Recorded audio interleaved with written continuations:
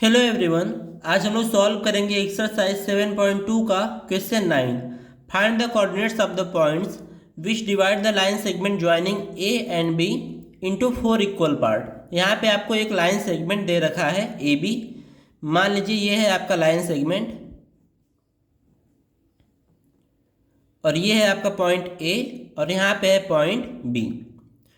इसके टोटल कितने पार्ट्स करने हैं? इसके टोटल 4 पार्ट्स करने हैं। ठीक है, तो इसके लिए देख लेते हैं कितने पॉइंट्स लगेंगे 4 पार्ट करने में। तो मान लीजिए हम एक पॉइंट यहाँ ले लेते हैं, तो 2 पार्ट हो गए। उसके बाद एक पॉइंट यहाँ पे ले लेते हैं, तो अब कितने पार्ट हुए? 1 2 3। एक पॉइंट और ले लेते हैं, मान लीजिए यहाँ पे। अब कितने पार्ट हो गए? 1 2 3 4। 4 पार्ट हो गए, यानी 4 पार्ट हमें करने के लिए कितने पॉइंट्स लगेंगे? 1 2 और 3। तो इसको मान लेते हैं सी, इसको मानेंगे डी और इसको मान लेते हैं ई। ये हो गए आपके पॉइंट्स। तो लिख देंगे let us consider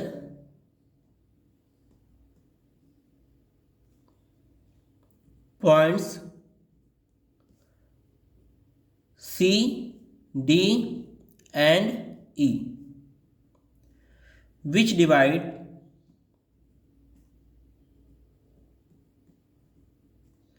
the line segment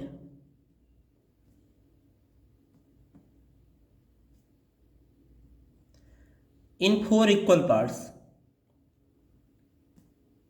इतना आप लिखेंगे।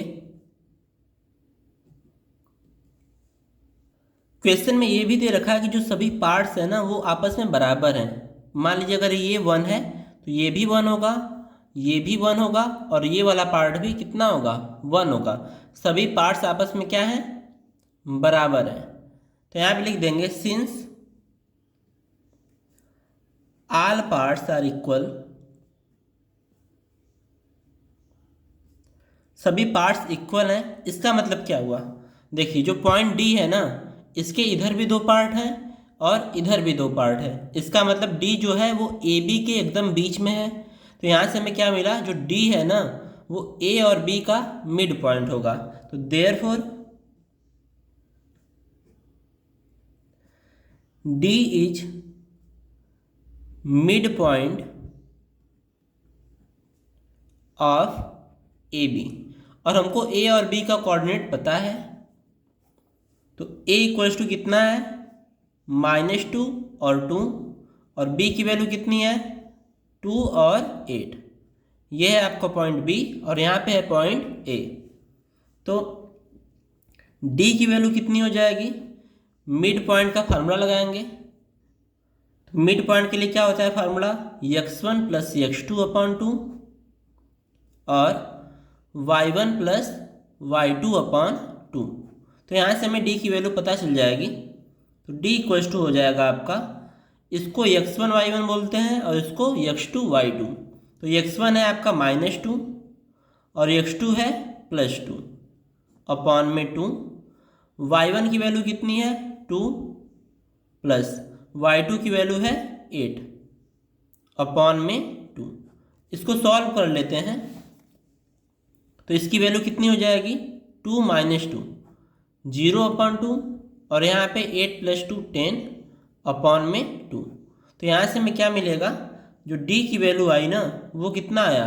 0 को 2 से डिवाइड करेंगे तो 0 आएगा और 10 को 2 से डिवाइड करेंगे तो 5। यानी जो d का कोऑर्डिनेट होगा वो कितना होगा? 0 5। अब यहाँ पे ध्यान दीजिए, जो c है ना यहाँ पे भी 1 है, यहाँ पे भी 1 है, यानी a और d का ये मिड पॉइंट होगा। ऐसे ही जो e है ना वो d और b का मिड पॉइंट होगा। तो लिखेंगे also c is mid point of. c किसका मिड पॉइंट है? a और d का।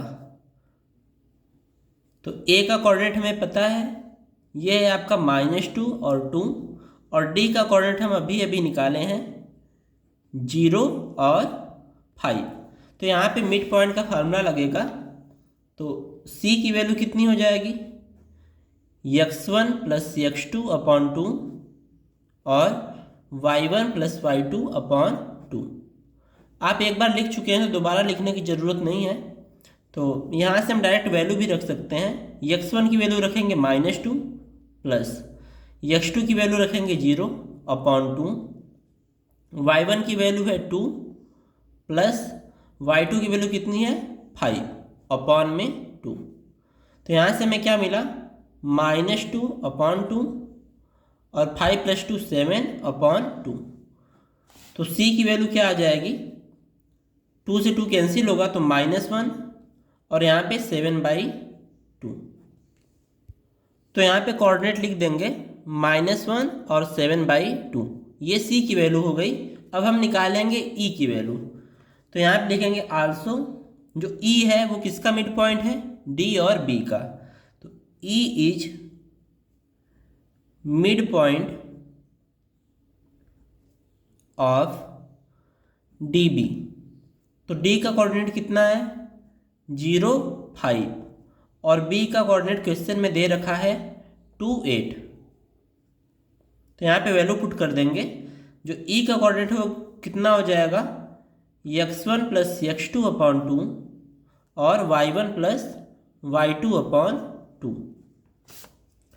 तो यहाँ ध्यान देंगे x1 की वैल्यू 0 और x2 की वैल्यू 2, तो 0 + 2/2 और y1 की वैल्यू है 5 प्लस y2 की वैल्यू कितनी है 8/2। तो यहाँ से 0 + 2 करेंगे तो 2 और 2 को अगर 2 से डिवाइड करें तो 1 आ जाएगा और 5 + 8 करेंगे तो 13 कितना है 2। तो ये हो जाएगा आपका E का कोऑर्डिनेट। अब हम आंसर कैसे लिखेंगे, देयरफॉर